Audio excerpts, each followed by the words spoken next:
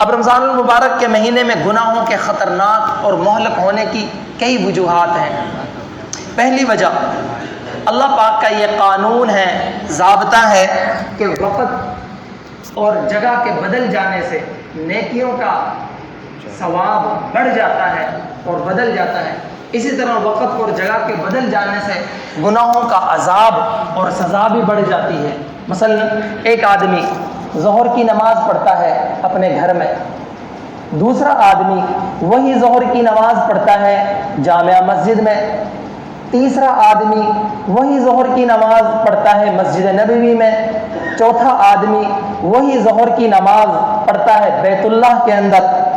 اب نماز ایک جیسی، چار مسلمان ایک جیسی نماز، سب کا وضو ایک جیسا، رکعتیں ایک جیسی، محنت مشقت سب کی ایک جیسی لگی، مگر اپنے گھر میں نماز پڑھنے والے کو ایک نماز کا ثواب دیا جائے گا، جامع مسجد میں جماعت کے ساتھ نماز پڑھنے والے کو 27 نمازوں کا ثواب دیا جائے گا، مسجد نبوی میں نماز پڑھنے والے کو 50,000 نمازوں کا ثواب دیا جائے گا، بیت اللہ میں نماز پڑھنے والے کو 1,00,000 نماز کا ثواب دیا جائے گا۔ اب چاروں کی نماز ایک جیسی ہے، عبادت ایک جیسی ہے، مگر فرق کیوں ہے؟ مختلف ثواب میں اتنا فرق کیوں ہے؟ اس لیے کہ اللہ کے نزدیک جگہ کے بدل جانے سے نیکیوں کا ثواب بدل جاتا ہے اور بڑھ جاتا ہے، اسی طرح جگہ کے بدل جانے سے گناہوں کی سزا اور عذاب بھی بڑھ جاتا ہے۔ مثلا ایک آدمی چوری کرتا ہے، زنا کرتا ہے، شراب پیتا ہے، جھوٹ بولتا ہے، غیبت کرتا ہے، مگر گھر میں یا بازار میں، دوسرا آدمی العیاذ باللہ یہ سارے کام مسجد کے اندر کرتا ہے، تو گناہ گار وہ بھی ہے جس نے یہ سارے کام گھر میں یا بازار میں کیے، مگر مسجد میں یہ سارے کام کرنے والا ڈبل مجرم ہوگا۔ اور تیسرا آدمی العیاذ باللہ یہ سارے کام مسجد نبوی میں کرتا ہے، بیت اللہ میں کرتا ہے، تو اس کا گناہ حد سے زیادہ بڑا ہوا ہوگا۔ زمانہ جاہلیت کے اندر، زمانہ جاہلیت میں ایک مرد و عورت نے بیت اللہ میں زنا کیا، اللہ نے دونوں کو پتھر بنا دیا۔ اسی طرح میرے دوستو، زمانے کے اور وقت کے بدل جانے سے بھی نیکیوں کا ثواب بدل جاتا ہے اور بڑھ جاتا ہے، اور گناہوں کی سزا بھی بڑھ جاتی ہے۔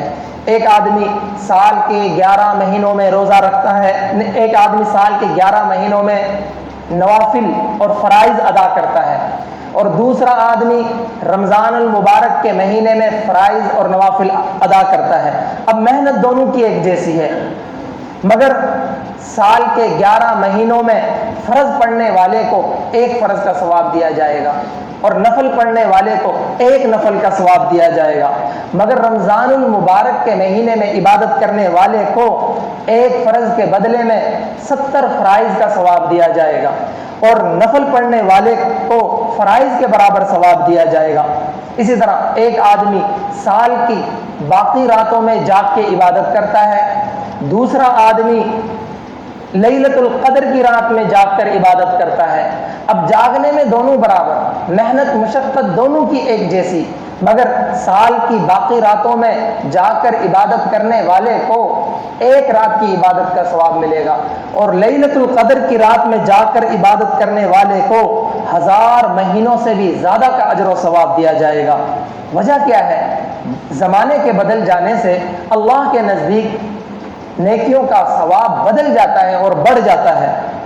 اسی طرح ایک آدمی ہے وہ رمضان میں روزہ رکھتا ہے، دوسرا آدمی ہے وہ غیر رمضان میں روزہ رکھتا ہے، بھوکا پیاسا رہنے میں دونوں برابر ہیں، محنت مشقت دونوں کی ایک جیسی، مگر ثواب کے اعتبار سے جو رمضان کے علاوہ روزہ رکھ رہا ہے اس کی ثواب کے اعتبار سے رمضان کے روزے کے ساتھ کوئی مناسبت ہی نہیں۔ گزشتہ جمعے بھی یہ حدیث آپ صلی اللہ علیہ وسلم کی بیان ہوئی کہ جس شخص نے رمضان المبارک کا ایک روزہ جان بوجھ کر چھوڑ دیا، قضا کر دیا، پھر ساری زندگی روزہ رکھتا رہے مگر وہ ایک روزے کا اجر و ثواب حاصل نہیں کر سکتا، یعنی جو نورانیت، جو برکت، جو اجر و ثواب رمضان کے ایک روزے میں حاصل کر سکتا ہے وہ اتنا زیادہ ہے، اگر ساری زندگی بھی روزہ رکھتا رہے تو رمضان کے ایک روزے کا اجر و ثواب حاصل نہیں کر سکتا۔ اسی طرح میرے دوستو جگہ کے بدل جانے سے، زمانے کے بدل جانے سے گناہوں کی سزا بھی بڑھ جاتی ہے۔ ایک آدمی جو ہے وہ گناہ کرتا ہے سال کے باقی دنوں میں گناہ کرتا ہے، جھوٹ بولتا ہے، غیبت کرتا ہے۔ دوسرا آدمی العیاذ باللہ یہ سارے کام رمضان المبارک کے مہینے میں کرتا ہے، رمضان المبارک کے مہینے میں شراب پیتا ہے، زنا کرتا ہے، تہمت لگاتا ہے۔ کام دونوں کا ایک جیسا ہے، مگر رمضان المبارک کے مہینے میں یہ کام کرنے والا ڈبل مجرم ہوگا، اس کو زیادہ سزا ہوگی۔ ایک بہت طویل حدیث ہے، آپ علیہ الصلوۃ والسلام نے فرمایا کہ ابتدائے سال سے آخر تک جنت کو سجایا جاتا ہے رمضان المبارک کے لیے، اور موٹی موٹی آنکھوں والی حوریں بناؤ سنگار کرتی ہیں ابتدائے سال سے آخر تک روزے داروں کے لیے۔ جب رمضان المبارک کا مہینہ آتا ہے تو جنت کہتی ہے اے اللہ میرے اندر اپنے بندوں کو داخل فرما، یعنی ان کے داخلے کا فیصلہ فرما دے۔ اور بڑی بڑی آنکھوں والی حوریں کہتی ہیں یا اللہ اپنے بندوں میں سے ہمارے لیے خاوند مقرر فرما دے۔ پس جو شخص اس مہینے میں کسی مسلمان پر تہمت نہ لگائے اور کوئی نشہ آور چیز نہ پیے تو اللہ پاک اس کے گناہوں کو مٹا دیتے ہیں اور صاف کر دیتے ہیں اس کو گناہوں سے۔ اور جس شخص نے رمضان المبارک کے مہینے میں کسی مسلمان پر تہمت لگائی یا کوئی نشہ آور چیز پی تو اللہ پاک اس کے 1 سال کے نیک اعمال کو ضائع کر دیتے ہیں۔ میرے دوستو کتنے ڈرنے کا مقام ہے۔ ایک آدمی سال کے باقی دنوں میں کسی مسلمان پہ تہمت لگاتا ہے کہ نشہ آور چیز پیتا ہے، گناہ گار وہ بھی ہے، مگر اس کے گناہ کرنے سے اس کے نیک اعمال ضائع نہیں ہوں گے۔ لیکن رمضان المبارک کے مہینے میں اگر کوئی شخص کسی پر تہمت لگاتا ہے یا کوئی نشہ آور چیز پیتا ہے تو اس کے 1 سال کے نیک اعمال ضائع کر دیے جاتے ہیں۔ تو معلوم ہوا وقت کے بدل جانے سے، جگہ کے بدل جانے سے جس طرح نیکیوں کا اجر و ثواب بڑھ جاتا ہے، اسی طرح گناہوں کی سزا بھی بڑھ جاتی ہے۔ تو اس لیے میرے محترم دوستو اگر رمضان المبارک کے بابرکت مہینے میں عبادت نہیں کر سکتے تو کم از کم اپنے آپ کو گناہوں سے، اللہ کی نافرمانیوں سے بچانے کا خوب اہتمام کر لیں، کیونکہ اس بابرکت مہینے میں گناہ کرنا بہت ہی خطرناک اور مہلک ہے۔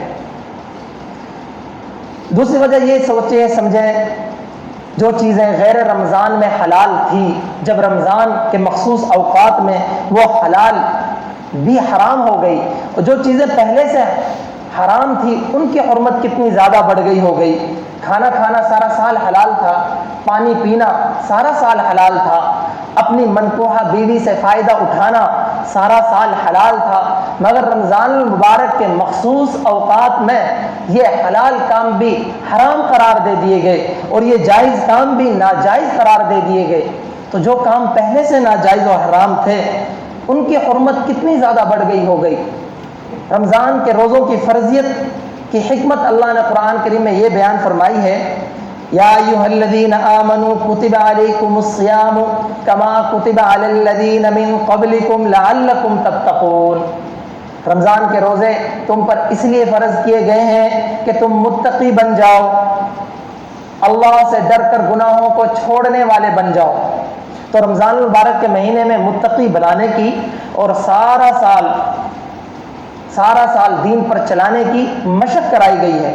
تفصیل اس کی یہ ہے، انسان سوچے صبح سے شام تک میں نے کھانا پانی کیوں چھوڑ دیا؟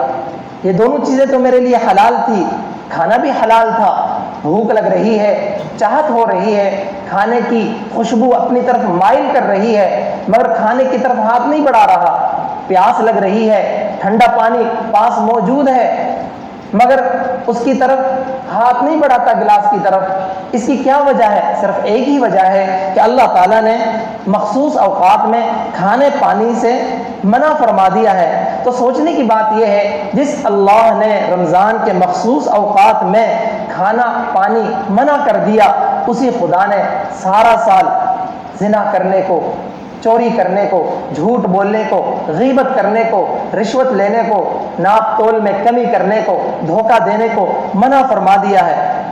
تو رمضان میں اللہ نے ان ساری چیزوں کو حرام قرار دیا، کھانے پینے کی چیز جو حلال تھی ان کو بھی اللہ نے حرام قرار دے دیا، تو رمضان المبارک میں یہ سوچ کر آئندہ کے لیے عزم کرے کہ میں اللہ کے ہر حکم کو پورا کرنے کی کوشش کروں گا۔ جیسے میں نے رمضان المبارک کے اندر اللہ کے حکم پر کھانا پانی کو چھوڑ دیا، اسی طرح میں اللہ کے حکم پر سارے گناہوں کو چھوڑ دوں گا ساری زندگی کے لیے انشاءاللہ۔ تو رمضان کے روزوں کی فرضیت کی حکمت تو یہ تھی کہ انسان اللہ سے ڈر کر گناہوں کو چھوڑنے والا بن جائے۔ اب سوچیں، جو آدمی رمضان المبارک کے مہینے میں روزہ رکھ کر کھانا پانی تو چھوڑ دے مگر گناہوں کو نہ چھوڑے، تو وہ رمضان المبارک کے برکت سے متقی کیسے بن سکتا ہے؟ اور جو رمضان میں بھی تقوی اختیار نہیں کر سکتا، وہ رمضان کے بعد بغیر غیر رمضان میں متقی کیسے بن سکتا ہے؟ تو ہمارا روزہ بہت کمزور سا ہوتا ہے، جو روزے کی حالت میں بھی ہمیں گناہ نہیں چھڑا سکتا، بعد میں اس کا کیا اثر باقی رہ جائے گا کہ ہم گناہوں کو چھوڑ دیں۔ خوب اچھی طرح سمجھ لیں، سن لیں، روزہ کھانا اور پانی کو چھوڑ دینے کا نام نہیں ہے، بلکہ اپنے آپ کو گناہوں سے، اللہ کی نافرمانیوں سے بچانے کا نام روزہ ہے۔ رسول اللہ صلی اللہ علیہ وسلم نے ارشاد فرمایا، من لم يدع قول الزور والعمل به فليس لله حاجة في ان يدع طعامه وشرابه۔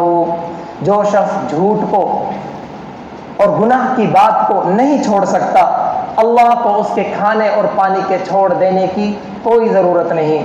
ایک اور حدیث میں آپ علیہ الصلوۃ والسلام نے فرمایا، رب صائم لیس له من صیامه الا الجوع ورب قائم لیس له من قیامه الا السحر۔ کتنے ہی روزے دار ایسے ہیں جن کو سوائے بھوکا پیاسا رہنے کے کچھ بھی حاصل نہیں ہوتا، اور کتنے ہی شب بیدار ایسے ہیں جن کو سوائے جاگنے کے کچھ بھی حاصل نہیں ہوتا۔ یہ وہی لوگ ہیں، اس سے مراد وہی لوگ ہیں جو کھانا اور پانی تو چھوڑ دیتے ہیں مگر جھوٹ کو اور غیبت کو نہیں چھوڑ سکتے۔ ایک اور حدیث میں آپ علیہ الصلوۃ والسلام نے ارشاد فرمایا، الصیام جنہ ما لم یخرقها، کہ روزہ اللہ کے عذاب سے بچانے والی ڈھال ہے جب تک کہ اس کو پھاڑ نہ دیا جائے۔ صحابہ نے رضوان اللہ تعالی علیہ مجمعین عرض کیا، یا رسول اللہ صلی اللہ علیہ وسلم، روزہ کس چیز سے پھٹتا ہے؟ آپ علیہ الصلوۃ والسلام نے ارشاد فرمایا، جھوٹ اور غیبت سے روزہ پھٹ جاتا ہے۔ ان دو کا ذکر بطور مثال کے کر دیا تو گناہوں کے ارتکاب سے روزے والی ڈھال پھٹ جاتی ہے۔ روزہ فرض تو ادا ہو جاتا ہے مگر روزہ رکھنے کا جو اصل مقصد ہے وہ حاصل نہیں ہوتا۔ تو بہرحال خلاصہ ساری بات کا یہ ہے کہ رمضان المبارک میں اصلی اور بنیادی بات یہ ہے کہ اللہ تعالیٰ کی نافرمانیوں سے اپنے آپ کو خوب بچانے کی کوشش کر لیں۔ عبادات بھی خوب کرنی چاہیے، لیکن اصل اور بنیادی بات یہ ہے کہ اللہ کی نافرمانی اور گناہ کرنے سے اپنے آپ کو بچا لیں، کہ اس بابرکت مہینے میں گناہ کرنا بڑا خطرناک اور مہلک ہے۔ اللہ تعالیٰ ہمیں سمجھنے کی توفیق عطا فرمائے۔